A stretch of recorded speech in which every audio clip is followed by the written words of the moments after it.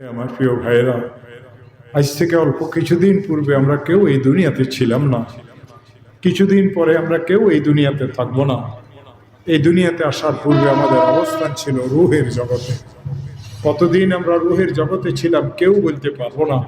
কি অবস্থাতে রূহের জগতে ছিলাম তাও কেউ বলতে পারবো না। একসময় আল্লাহ তাআলা চেয়েছেন আমরা রূহের জগৎ থেকে আমাদের মায়ের পেটে এসেছিলাম। নির্দিষ্ট সময় পর্যন্ত মায়ের পেটে ছিলাম।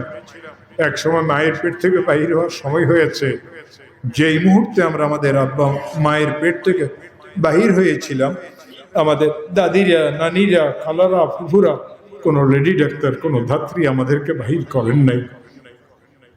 কুরআনে কারিমে আছে, আমার আল্লাহ ইরশাদ করেছেন, আল্লাহু আখরাজাকুম মিন বুতুনি উম্মাহাতিকুম লা তা'লামুনা শাইআ। আল্লাহই তো তোমাদেরকে তোমাদের মায়ের পেট থেকে বাহির করেছেন, এমন অবস্থাতে তোমরা কিছুই জানতে না। কিছুদিন আমরা শিশু ছিলাম, এরপরে আমরা বালক ছিলাম, এরপরে আমরা যুবক ছিলাম, এরপরে আমাদের অনেকে প্রাপ্ত বয়স্কে পৌঁছেছে, অনেকে বুড়ো হয়েছে, অনেকে শিশু অবস্থায় চলে গেছে, অনেকে বালক হওয়ার পরে চলে গেছে, অনেকে যুবক হওয়ার পরে চলে গেছে, অনেকে প্রাপ্ত বয়স্ক হওয়ার পরে চলে গেছে। আমরা যারা বুড়ো আছি, আমরা যাওয়ার অপেক্ষায় আছি। আমরা কেউ জানি না কখন আমাদের মৃত্যু হবে, আমরা কেউ জানি না কোন জমিনে আমাদের মৃত্যু হবে। আমরা দুই জাহানের সরকার মুহাম্মদুর রাসূলুল্লাহ সাল্লাল্লাহু আলাইহি ওয়াসাল্লামকে খিতাব করি আল্লাহ ইরশাদ করেছেন, ওয়াবিআইয়ার দিন তামুত ওয়া মাযা তাকসিবু গাদা। রসুল, আপনি জানেন না কোন জমিনে আপনার মৃত্যু হবে। রসুল, আপনি জানেন না আগামী দিন আপনি কি কামাবেন।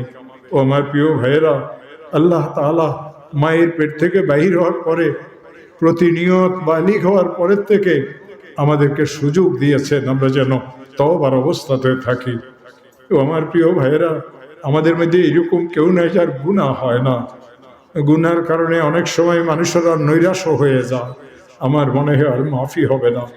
একজন লোকের গুনাহ কত বেশি হইতে পারে, তার গুনাহ যদি আকাশের মেঘমালার পরিমাণ হয়, তার গুনাহ যদি বৃষ্টির ফোঁটার পরিমাণ হয়, তার গুনাহ যদি সাগরের কিনার পরিমাণ হয়, তার গুনাহ যদি আরবের মরুভূমিগুলির বালুর গণনার পরিমাণ হয়, তার গুনাহ যদি আরবের সবচেয়ে বড় গোত্র বনু সালিম গোত্রের বকরিগুলির পশমের গণনার পরিমাণ হয়, আর সেই লোকটা যদি কেবল হাত পাতিয়ে বলে, আল্লাহ আমার ভুল হয়ে গেছে, আমাকে মাফ করে দাও, লাওয়াজাদাল্লাহ তাওয়াবার রাহিমা, নিশ্চিত সে আল্লাহ তাআলাকে তওবা কবুলকারী হিসাবে পাবে, নিশ্চিত সে আল্লাহ তাআলাকে দয়াকারী হিসাবে পাবে।